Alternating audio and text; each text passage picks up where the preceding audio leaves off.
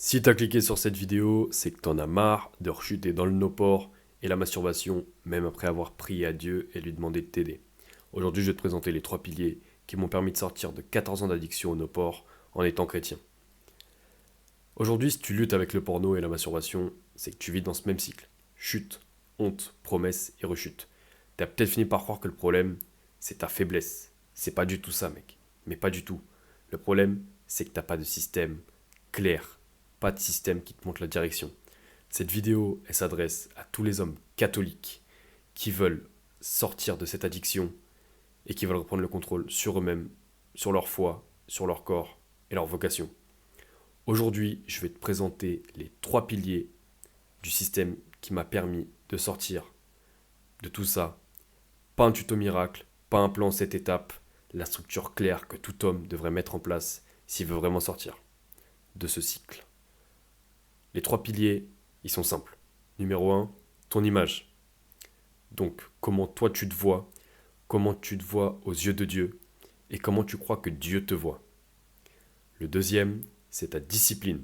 Donc, il faut savoir que ta discipline, c'est surtout comment tu structures ta journée, comment tu organises ta journée et comment tu laisses le chaos te distraire et te faire rechuter tout simplement.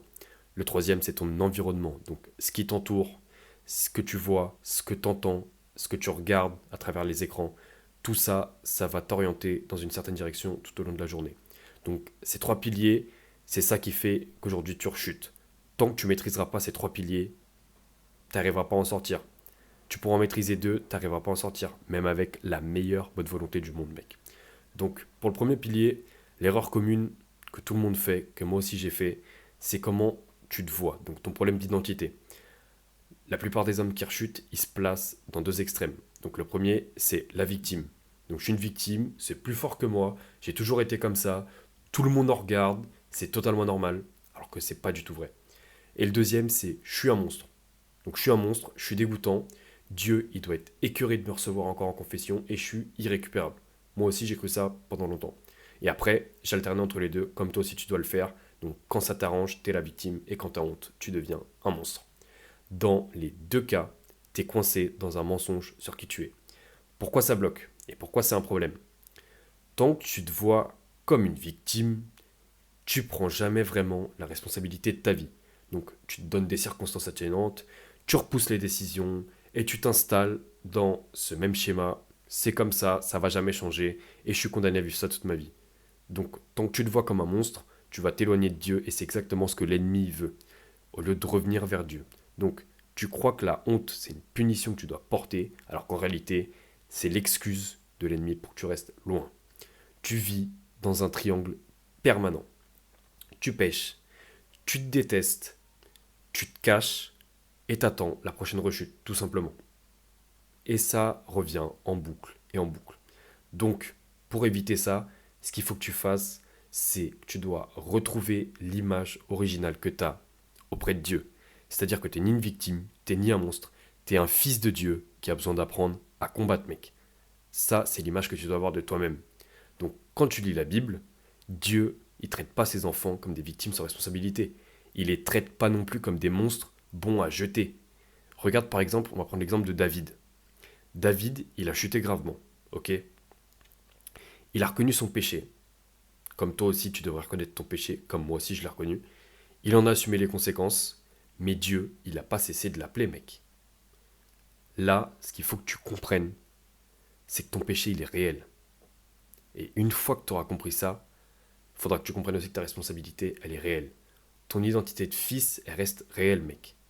Donc, tant que tu continues à vivre dans un narratif de victime ou de monstre, t'acceptes une identité que Dieu, il t'a pas donnée.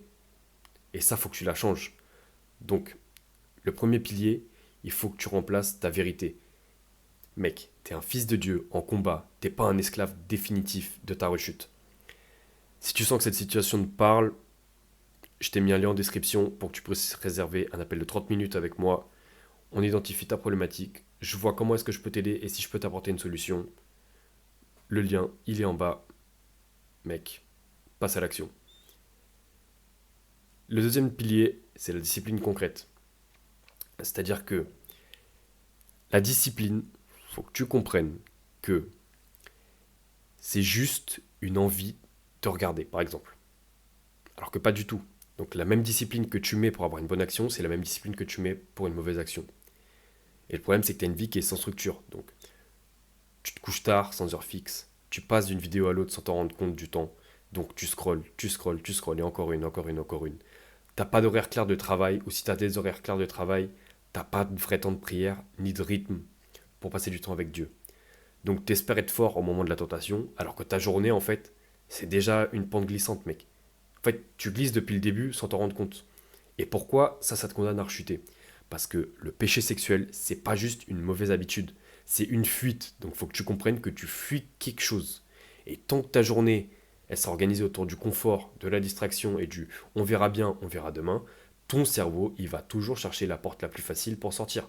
Donc le no-port, la masturbation, le fantasme. Un homme qui n'a pas de rythme, qui n'a pas de priorité, de défini, mec, c'est un homme qui va nulle part. Et sa journée, elle décide à sa place. Tu peux prier autant que tu veux, si ta réalité quotidienne, elle est molle, ton combat, il reste juste théorique, et tu passeras jamais à l'action. Ce qu'il faut que tu comprennes, c'est que à l'heure d'aujourd'hui, c'est pas une punition. Faut que tu comprennes que tu dois avoir un bouclier, mec. Regarde n'importe quel soldat, par exemple. On lui donne pas une épée et on lui dit bon courage, improvise. Non, on lui donne un rythme, un entraînement, des horaires, une routine. Et dans la vie spirituelle, c'est pareil. Dieu, il ne te demande pas de revenir en robot. Il te demande de devenir un homme fiable. Quelqu'un qui sait où vont ses heures, son énergie, son corps et où il va dans la vie.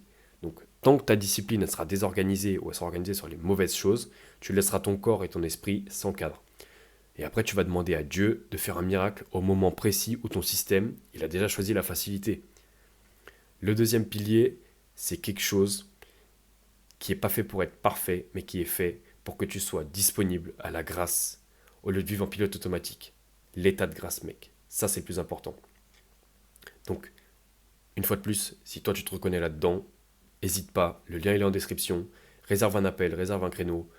On voit ensemble comment est-ce que je peux t'aider, mec, pour que tu atteignes ton objectif, que tu sortes de tes rechutes et que tu puisses vivre la meilleure version de toi-même et celle que Dieu t'a appelé à être. Le lien il est en dessous, mec.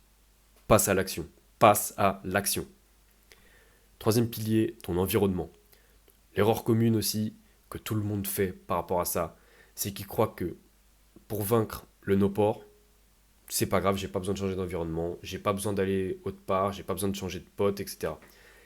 Donc tu suis les mêmes personnes, les mêmes séries, les mêmes soirées, t'as ton téléphone dans les mains jusqu'à tard, tout seul, les notifications, les mêmes habitudes de scroll, les mêmes amis. Donc tout ça en fait, ça te vole ta pureté et ça te garde des portes toujours ouvertes. Et à chaque fois que tu passes ces portes, tu te dis mec, je comprends pas, j'ai encore craqué. Pourquoi ça bloque? Parce que tant que ton environnement il reste le même, tes rechutes elles sont toujours programmées. Tout ça c'est lié. Donc tu demandes à Dieu d'être fort, tu pries, mais toi-même tu te mets dans des situations où tu devrais être un saint pour ne pas tomber, mais tu le fais pas. Donc c'est comme un alcoolique qui garde des bouteilles partout, sous son lit ou dans sa cuisine en se disant je veux travailler ma volonté, mec, je vais réussir à en sortir, c'est pas grave si les bouteilles elles sont là. C'est pareil. Donc à ce moment-là, c'est plus de la volonté, mec, c'est de l'orgueil parce que tu penses que tout seul tu vas y arriver. Donc dans le catholicisme, on sait depuis toujours que l'environnement, c'est une partie du combat. Donc où tu vas, avec qui tu vas, ce que tu regardes, ce que tu entends aussi et ce que tu écoutes. Si tu refuses de toucher à ton environnement, tu t'interdis une énorme partie de liberté et tu vas laisser ton environnement te contraindre et te mouler tout simplement à ta réalité. Donc ce qu'il faut que tu fasses aussi, c'est pas juste changer de l'intérieur, c'est changer de l'extérieur. C'est pas moins viril de mettre des limites à tes écrans, mec. C'est pas moins viril de dire non à certains contenus, certaines situations et certaines heures de solitude où tu devrais faire autre chose. Donc au contraire, un homme qui sait qu'il n'est pas invincible et qui adapte son environnement pour protéger ce qui compte le plus à tes yeux, c'est-à-dire sa pureté et être en état de grâce, il sera toujours beaucoup plus solide qu'un mec qui croit qu'il y arrive tout seul. Donc, il faut que tu comprennes que le troisième pilier, c'est accepter que tu dois changer ton environnement, tu dois le filtrer, l'ajuster et le réorienter. Si tu veux que ta pureté, une fois de plus, ce soit pas juste une belle intention. T'es pas condamné à rester l'homme qui rechute, mais tant que t'as pas de système clair, la rechute, elle sera toujours plus forte que ta bonne volonté. Donc tu connais maintenant la structure, ton image intérieure, ta discipline et surtout ton environnement, mec. Si tu veux installer ça pour de vrai dans ta vie, ça c'est juste un système. Si tu veux un plan d'action concret, le lien est en description, réserve un appel, je vois comment moi je peux t'aider. Et mec, go tout éclater pour que tu vises ta meilleure vie et surtout que tu fasses la volonté que Dieu il t'appelle à faire, mec. Que Dieu te bénisse, enfoiré. Et mec, passe à l'action.